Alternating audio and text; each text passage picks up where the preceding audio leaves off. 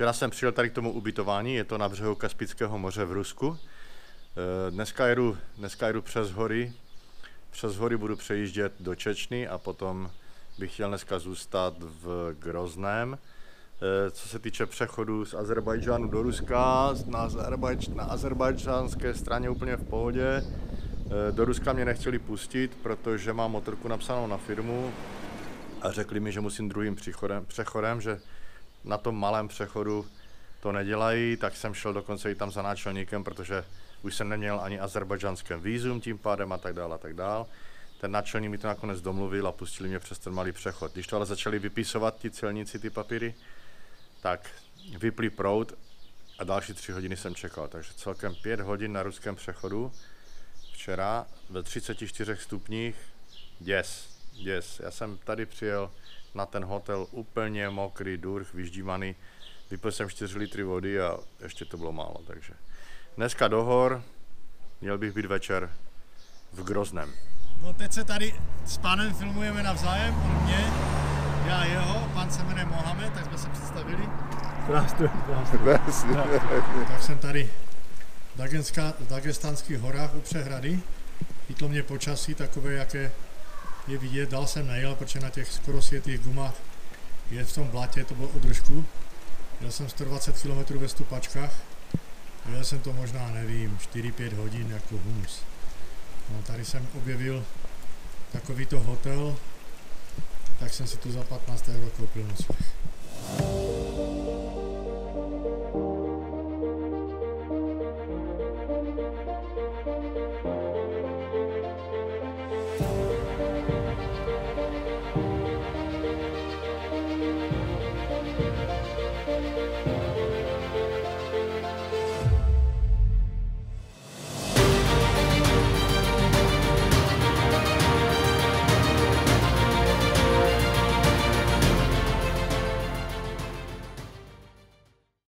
Jedu dnes do Astrachaně, tady tou stepí a fouká tady strašný vítr. Je třeba jet strašně opatrně a ještě 380 km. V Astrachani jsem měl nejdříve do Yamaha servisu, abych se s nimi domluvil na údržbě motorky. Pak jsem motorku umyl na místce naproti a jel jsem se ubytovat do hotelu. Na druhý den jsem si v logistické společnosti vyzvedl pláště, které mi už z Azerbajdžánu objednal Artem. Ty jsem dovezl do servisu, kde mi je s velkými problémy přezuli. Při přezouvání se na kole dokonce udělala taková osmice, že jsem nevěřil, že se jí podaří vycentrovat. Naštěstí se to ale podařilo. Přestože tento servis byl na mapě veden jako značkový servis Yamaha, neopravovali tu motorky, protože jeho zaměření byly lodní motory. Po velkém přemlouvání jsme tu ale společnými silami z mechaniky vyměnili olej i gumy pod rozetou a kolem 5:30 večer byl veškerý servis hotov. Další den ráno jsem jel do Kazachstánu. Já už tady po té cestě v Kazachstánu jedu nějakých 230 km. Je to děs a hruza tady, děs a hruza. Šotolina je krásná proti tomu všechno, ale tady ty zbytky asfaltu, to je děs. Ještě do prvního města něco na AA, teď nevím. Mi chybí ještě 70 km, to je tak doufám na 1,5 hodiny. Mám hlad jak svině, jsem od rána nic nejet a nechci tady v tom vedru stát a jíst. Protože vítr, který fouká, ohřívá, to vůbec není studený vítr, to je horko. Tady je x stupňů, já ani nevím kolik. Takže tak. Cesta sama Yama, ještě 70 kiláků. Tak jsme se po ránu tady potkali s Radkem. Já včera nepřijel, protože byl blbě. To je moc tma tady na tu kameru. Korespondenty. Taky to máte krásný bufet.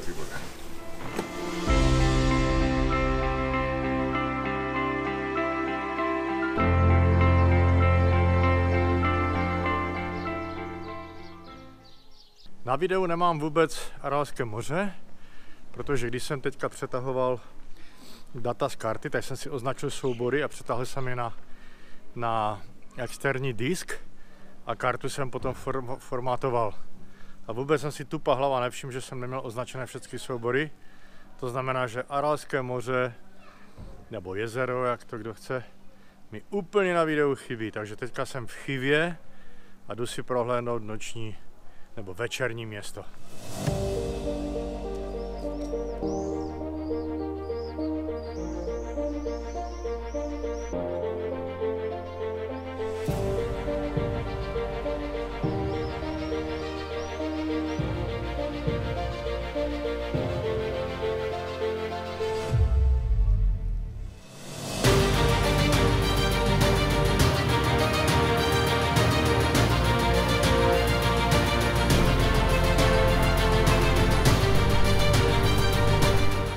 Chivy do Buchary jsem to měl asi 450 km. Ubytování ve městě Buchara bylo přímo v centru města a bylo potřeba k němu jet přes pěší zónu. Musím říct, že penzion Nazira Azizbek je velmi krásný rodinný penzion. Na jídlo jsem chodil do krásné restaurace Old Buchara na náměstí. Toto je velice slušná restaurace s výborným jídlem i pitím. Večer po příjezdu do tohoto ubytování jsem šel na prohlídku města, kde právě probíhaly slavnosti a na náměstí probíhal koncert místní populární skupiny. Města Chiva, Buchara a Samarkand patří do trojice historických měst na hedvábné stezce. Všechna 3 města jsou zapsána do světového kulturního dědictví UNESCO a právě poslední z jmenovaných měst bylo místem mé další zastávky. Ubytování v Samarkandu mi telefonicky zařídila majitelka penzionu v Buchaře a toto ubytování bylo doslova 5 minut chůze od nádherného náměstí Registan. V Samarkandu se u mě projevila krize, která byla bezesporu způsobena strašnými každodenními vedry, nic neříkající krajinou a strašně špatnými silnicemi. Proto jsem v klimatizovaném ubytování v Samarkandu zůstal 3 dny, abych se dal psychicky dohromady. Po Samarkandu na mě čekala země s pohořím Pamír, Tadžikistán. Tak čučut.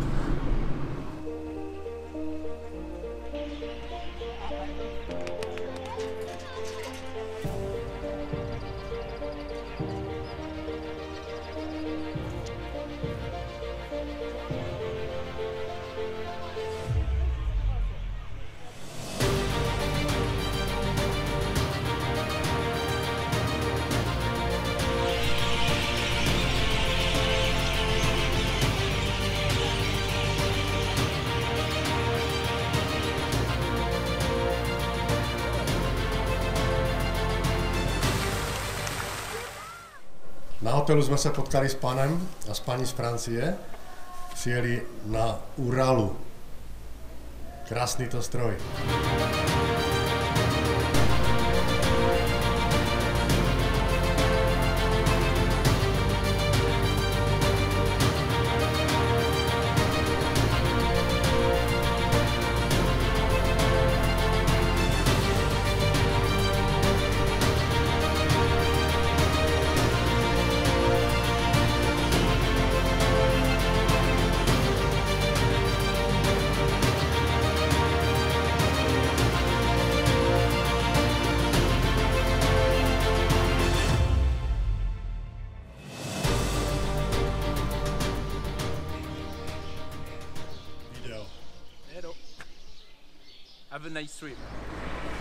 Na hraničním přechodu z Uzbekistánu do Tadžikistánu jsem se potkal se 2 kluky z Francie a s nimi jsem jel až do Dušanbe, kde jsme se i společně ubytovali.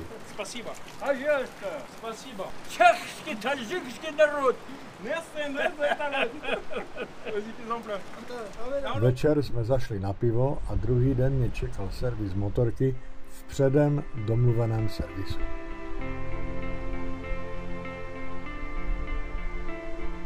Když jsem měnil řetěz, někdo za mnou česky přečetl jednu z reklam na mé motorce. Byli to novomanželé z Olomouce, Ota s Anetou, se kterými jsem později jel přes Pamír.